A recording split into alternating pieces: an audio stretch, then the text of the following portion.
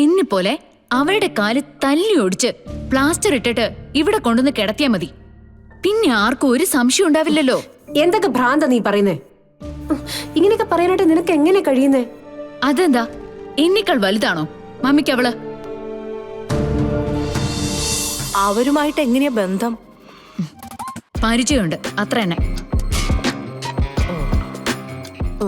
കുറച്ചു മുൻപൊരു ഗസ്റ്റ് വന്നിരുന്നില്ലേ, നവീൻ? അയാളുടെ കൂടെ ഉണ്ടായിരുന്ന ഭാര്യയെ കണ്ടിരുന്നോ?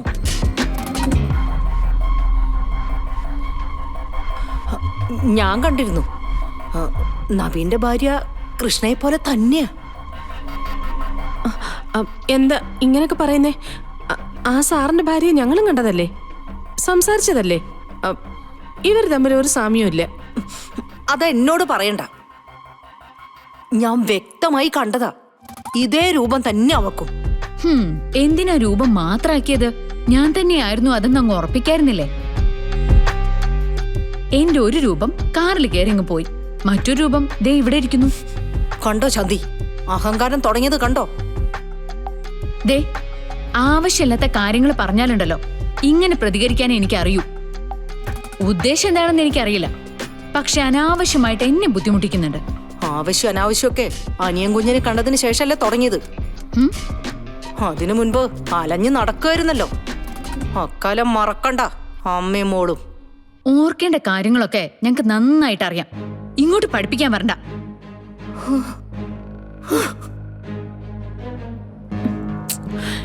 എന്താ ഇങ്ങനെയൊക്കെ സംസാരിക്കുന്നേ? എന്തെങ്കിലും സംശയം തോന്നിയാല്? ഞാനേ കൃഷ്ണയല്ല, ഗാഥ ശ്രീനിവാസ. അവളെപ്പോലെ പേടിത്തൊണ്ടിയായിരിക്കാൻ എന്നെ കിട്ടില്ല. പിന്നെ നവീന്റെ ഒപ്പാണ് മോളുടെ നടപ്പ് അല്ലേ? ഒരുപാട് ദൂരം അങ്ങനെ അവള് നടക്കില്ല. ചിലപ്പോഴേ വഴിയിൽ വെച്ച് അവള് വീണു പോവും. സൂക്ഷിച്ചോളാം പറ മോളോട്.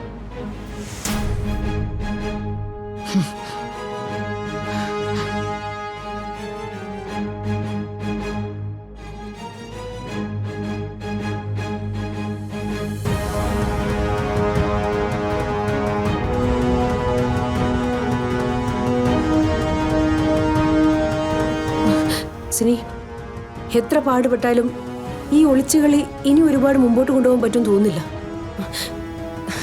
ഇന്ന് തന്നെ സംഭവിച്ചു കണ്ടില്ലേ? ശ്രീനിവാസിന്റെയും ഗാദിയുടെയും മുന്നിലേക്ക് നവീനും കൃഷ്ണയും ചെന്നിറങ്ങിയത്. എന്തൊക്കെയോ കാണിച്ചു കൂട്ടി തൽക്കാലം ഒരു രക്ഷപ്പെടൽ കൂടി. പക്ഷെ ഇതിനൊരു അവസാനം വേണ്ടേ? മാം, ഇപ്പോഴത്തെ അവസ്ഥയിൽ ഗാഥാ മാഡം കാര്യങ്ങൾ ഒന്നുകൂടി പഠിച്ചിട്ടുണ്ടാവുമെന്നാണ് ഞാൻ കരുതുന്നത്. തിരിച്ചു വരുന്ന ഗാഥാ മാഡത്തോട് കാര്യങ്ങൾ വ്യക്തമായിട്ട് സംസാരിക്കണം. ഒരുപക്ഷെ നവീൻ ഗാഥാ മാഡത്തിന് നഷ്ടപ്പെടുകയാണെന്ന് തന്നെ പറയണം. അത് ഗാഥാ മാഡത്തിന് മനസ്സിലാവുമെങ്കിൽ. ഓക്കെ, അത് തന്നെയാ സിനി എൻ്റെ മനസ്സിൽ. ഇനിയൊരിക്കൽ കൃഷ്ണയോട് ഇങ്ങനൊരു വേഷം കെട്ടാൻ പറയാൻ എനിക്ക് വയ്യ. ഈ റിസ്ക് എടുക്കാനും വയ്യ. പക്ഷേ ഒപ്പമുള്ളത് ഗാഥയാണെന്ന് ശ്രീനിവാസ് മനസ്സിലാക്കുന്ന കാര്യമൊന്ന് ആലോചിച്ച് നോക്കാം. എന്റെ മകളാണ് കൂടെയുള്ളതെന്ന് ശ്രീനിവാസ് തിരിച്ചറിഞ്ഞ ആ നിമിഷം അവളെ കൊല്ലാനായിരിക്കും അയാൾ ശ്രമിക്കുക. ശ്രീനിവാസ് അതൊരിക്കലും തിരിച്ചറിയില്ല. അത് കൃഷ്ണ നമുക്ക് ഉറപ്പ് തന്നിട്ടുണ്ടല്ലോ. കൃഷ്ണ നമുക്ക് ഉറപ്പ് തന്നിട്ടുണ്ട്, പക്ഷേ ഗാഥയുടെ കാര്യത്തിൽ ആ ഉറപ്പില്ല. ഗാഥയുടെ പെരുമാറ്റത്തിൽ നിന്ന് തന്നെ ആ വ്യത്യാസം അവര് കണ്ടുപിടിച്ചാലോ?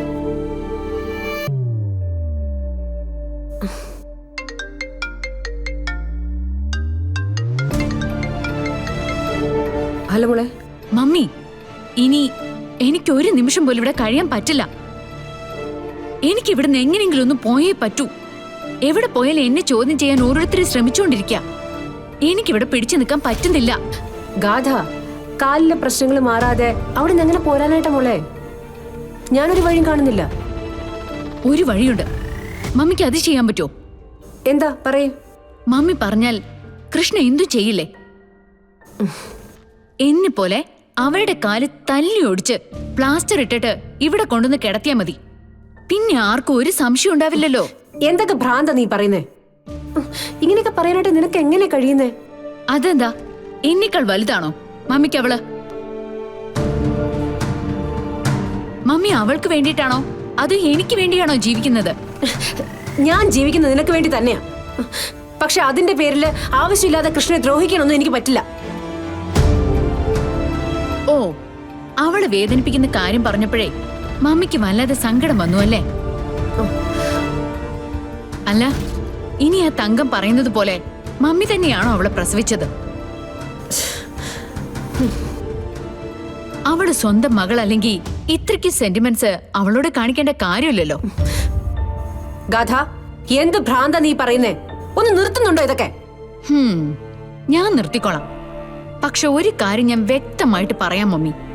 എന്നെ അല്ലാതെ മറ്റൊരാളെ മനസ്സിൽ താലോലിക്കാൻ മമ്മിക്ക് തോന്നിയാലുണ്ടല്ലോ, പിന്നെ ഗാഥ എന്താ ചെയ്യാന്ന് എനിക്കിപ്പോ പറയാൻ പറ്റില്ല. അതുകൊണ്ട് എന്നെ അല്ലാതെ മറ്റാരെ സ്നേഹിക്കാൻ ശ്രമിക്കണ്ട മമ്മി. ശ്രമിച്ചാലേ അത് ഞാൻ തട്ടിക്കളയും. കൊല്ലേണ്ടി വന്നാ കൊല്ലും, അത് ഉറപ്പാ. ഹലോ മോളെ, മോളെ.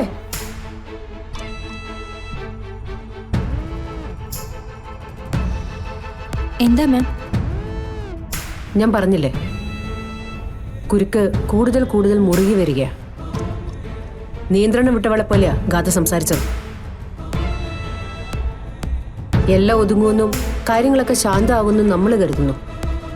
പക്ഷെ ഒന്നും ഒതുങ്ങരുതെന്ന് അവള് തീരുമാനിക്കുന്നു.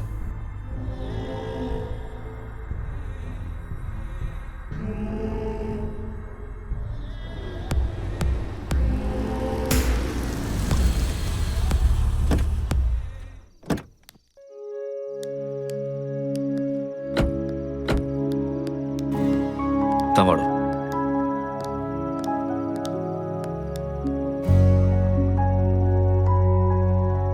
എങ്ങനെയുണ്ടായിരുന്നു മക്കളെ യാത്രയൊക്കെ?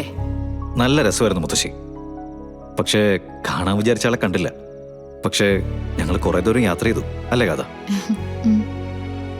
ഞങ്ങള് നിങ്ങൾ വരുന്നു നോക്കി കാത്തിരിക്കായിരുന്നു.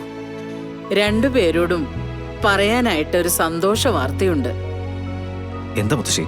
ഗാഥമോളെ, ഒരു സന്തോഷ വാർത്തയുണ്ടെന്ന് പറഞ്ഞിട്ട് അത് കേൾക്കാനുള്ള ആഗ്രഹമൊന്നും ഇല്ലേ കുട്ടിക്ക്? ഉണ്ട്. നന്ദ, എന്താ കാര്യമെന്ന് നീ തന്നെ അങ്ങ് പറഞ്ഞു കൊടുക്ക്. മോള് തിരിച്ചു വന്നതുകൊണ്ട് ഇന്ന് ഞാൻ നമ്മുടെ കുടുംബ ജോത്സ്യനെ ഒന്ന് കണ്ടിരുന്നു. എന്തിനാച്ചാ? ഒരു മനസമാധാനത്തോടെ ഗാഥ തിരിച്ചു വരുമ്പോ വീണ്ടും തുടങ്ങും ജോത്സ്യം പൂജയും. വീണ്ടും കാര്യങ്ങൾ പഴയതുപോലെ ആക്കാനാണോ? ഞാൻ പറയുന്ന മുഴുവൻ നീ കേക്ക്. ജോത്സ്യം പറയുന്നത് ഇനി നിങ്ങൾ ഒരുമിച്ച് ജീവിക്കുന്നതിൽ ഒരു തടസ്സമില്ലെന്നാ. ഇതുവരെ നിങ്ങൾക്ക് ഒന്നിക്കാൻ ഒരു മുഹൂർത്തം ഉണ്ടായിരുന്നില്ലല്ലോ. നാളെ നിങ്ങൾക്ക് ഒന്നിക്കാൻ ഒരു ശാന്തി മുഹൂർത്തമുണ്ട്.